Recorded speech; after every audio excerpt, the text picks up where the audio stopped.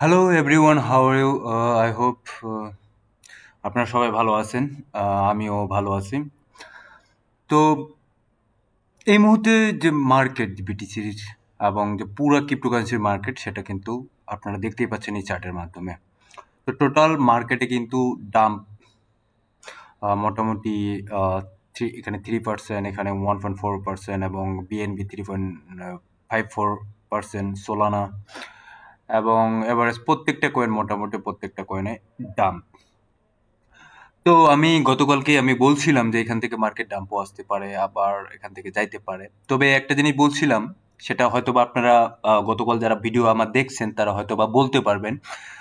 আমি বলছিলাম যখন মার্কেট বন্ধ থাকে, ইউএস মার্কেট যখন বন্ধ থাকে, এই দুটা দিন, আমাদের শনিবার এবং রবিবার, এই দুটা দিন আমাদেরকে একটু নরমাল থাকতে হবে। মানে এই সময় কোনো ট্রেড নেওয়া যাবে না, বা এই সময় কোনো কয়েন বাইং বা সেলিং কোনো কিছুই করা যাবে না। কারণ এই সময়টা হচ্ছে একটা মার্কেট একদম স্থির থাকে, সাইডওয়েজ মার্কেট থাকে। এটা কিন্তু কালকে আমি বলছিলাম। এবং সাইডওয়েজ মার্কেট হওয়ার পর আগে দেখতে হবে যে ইউএস মার্কেট কি করছে, এটা মার্কেট কি একেবারে ডাম হচ্ছে নাকি মার্কেট পাম হচ্ছে।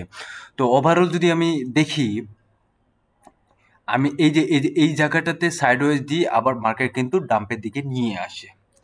এবং কেন ডাম্পের দিকে নিয়ে আসে, এখানে অনেকগুলো বিষয় আছে। তার মধ্যে মোটামুটি বলা চলে, যদি বিটকয়েনের যদি আমি ইটিএফটা দেখি, ইটিএফ ফলোটা দেখি, সেখানে কিন্তু 30 তারিখে কোনো কিছুই কেনা হয় না। এখানে দেখেন, ও সরি, এটা 30 তারিখে এটা মার্কেটটা আসবে। এখান থেকে এখন পর্যন্ত বোঝা যাবে না যে কোন দিকে মার্কেট যাচ্ছে।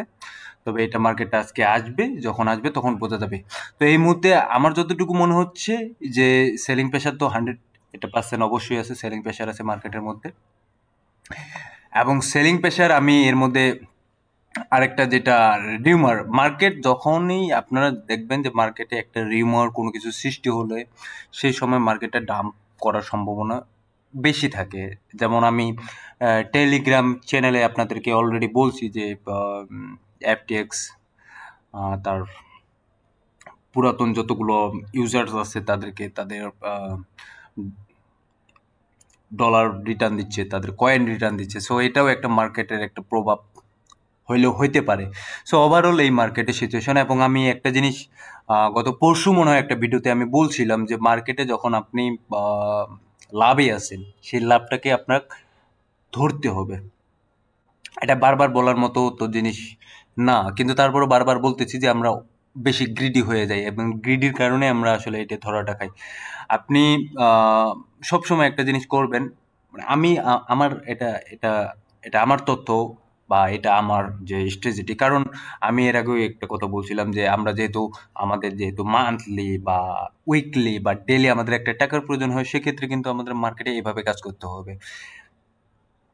মার্কেটে 10% বা 20% অথবা 5% or 4%, যেই পার্সেন্টে লাভ হোক, মার্কেট বুঝে মার্কেট অনুযায়ী সেই টাকাটা আমাদেরকে বের করে নিতে হবে। পুরাটাই আবার রিইনভেস্ট করতে হবে যখন মার্কেট নিচের দিকে আসবে। এবং এটা আমাদেরকে করা অত্যন্ত জরুরি, কারণ আমাদের যেই টাকাটার প্রয়োজন হয় মান্থলি। কারণ এখানে আমরা মার্কেটে আসি একমাত্র একটাই কারণ, সেটা হচ্ছে মানি, টাকা। টাকা ছাড়া এখানে মার্কেটে ম্যাক্সিমাম নাম্বার অফ পিপল, তারা কিন্তু ওই হোল্ডিং করতে পারবে না 2 বছর, 3 বছর, 4 বছর বা 5 বছর বা 10 বছর হোল্ডিং করার মতো তাদের ক্ষমতা ওইভাবে নাই। ক্ষমতা নাই বলতে আমি যেটা বুঝাইতে চাচ্ছি সেটা হচ্ছে যে এতদিন হোল্ডিং করে, এতগুলো টাকা ইনভেস্ট করে হোল্ডিং করে রাখা আসলে এটা ইম্পসিবল ব্যাপার। আমাদের মতো যারা মধ্যবিত্ত, বা মধ্যবিত্ত তো বলবো না, সেটা বলবো গরিব, আমাদের মতো যারা গরিব ফ্যামিলি ছেলে পেলে, আসলে এটা পসিবল হয় না। সো কাজে আমি কিন্তু এই কথাটা বারবার আমি বলি, এটা আপনারা, এটা জিনিসটা আপনারা রিয়েলাইজ করবেন। এবং যে মানি ম্যানেজমেন্টের যে বিষয়টা আমি বলছিলাম, যে আপনার টাকা সবসময় এটা পার্সেন্টেজ আকারে হিসাব করবেন, যে কত পার্সেন্ট ওখান থেকে রিটার্ন আসতেছে। একজন যদি 1 লক্ষ টাকায় যদি 10,000 টাকা রিটার্ন পায়, তার কিন্তু মার্কেট বেশি দূর পাম্প করার লাগবে না। কিন্তু আপনি যদি 100 টাকা, 1,000 টাকার রিটার্ন চাইতে যান, সেখানে কিন্তু আপনার মার্কেটে অনেক দূর যাওয়া লাগবে। সো এটা কখনো চিন্তা ভাবনা করবেন না যে আপনার 100 টাকা, 1,000 টাকা হবে। খুব খুব শর্ট টাইমে এটা পসিবল না। আপনাকে হোল্ড করতে হবে অনেক দিন, অনেক দিন, অনেক দিন। কিন্তু যারা 1 লক্ষ টাকা 1,000 টাকা বের করে তার কিন্তু মার্কেট বেশি করা লাগবে না, সে মিনিটের মধ্যে বা 5 মিনিট বা 10 মিনিট বা 20 মিনিটের মধ্যে কিন্তু ও ওভারঅল কিন্তু ওই মার্কেট থেকে ওই টাকাটা বের করে নিতে পারবে। সো অবশ্যই মার্কেটে যার যত বেশি টাকা তার তত বেশি এই জায়গায় প্রফিট, এবং সে খুব তত তাড়াতাড়ি প্রফিট করে বের হয়ে আসতে পারে। মার্কেটের খেলা এই জায়গায় আপনাদের এটা বুঝতে হবে, কারণ আপনি মনে করতেছেন যে মার্কেট উঠতেছে, উঠুক, আরো উঠবে আরো উঠবে আরো উঠবে, আরো উঠবে, আমার টাকাটা তো বাড়তেছে, আরো উঠবে। না, এভাবে এটা মার্কেটের খেলা না। মার্কেটের খেলা আপনারা দেখেন, এই জায়গায় আপনারা দেখতে পারবেন এটা পাম ডাম আছে, পাম ডাম। এখন পাম ডামটা কেন হচ্ছে আপনারা এখানে বুঝতে হবে। এই জায়গাগুলোতে কারা কিনতেছে, এই জায়গাগুলোতে কারা কিনতেছে, বিগ মানি, বিগ প্লেয়ার এই জায়গাগুলোতে কিনতেছে, লক্ষ লক্ষ কোটি কোটি টাকা ইনভেস্ট করতেছে, তারা এই জায়গায় যায় সেল করতেছে।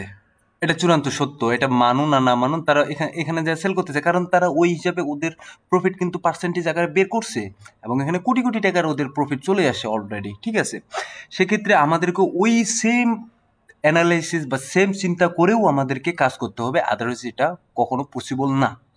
ঠিক আছে, তো আমি একটা মার্কেটে যে চার্টটা দেখাইছি, এটা আমি সবসময় ভালোর জন্যই কথাবার্তা বলি। আমি কখনো আপনাকে বেশি অধিক লাভ অধিক লোভ আসলে এটা দেখানো উচিত না।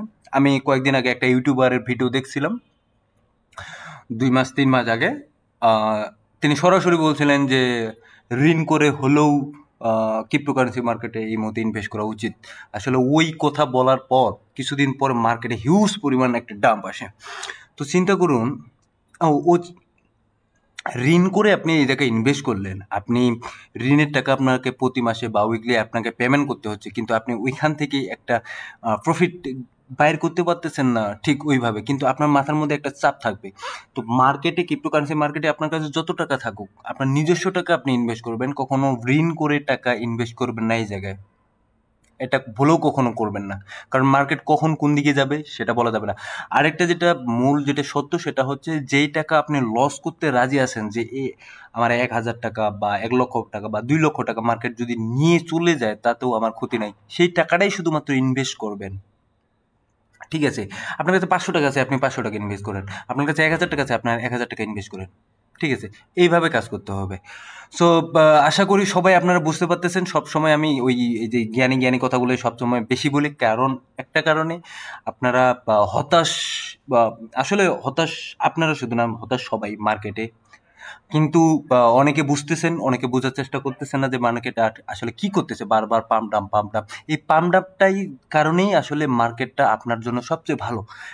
এখন আমি তো অলরেডি বলে দিছি যে কেন ভালো।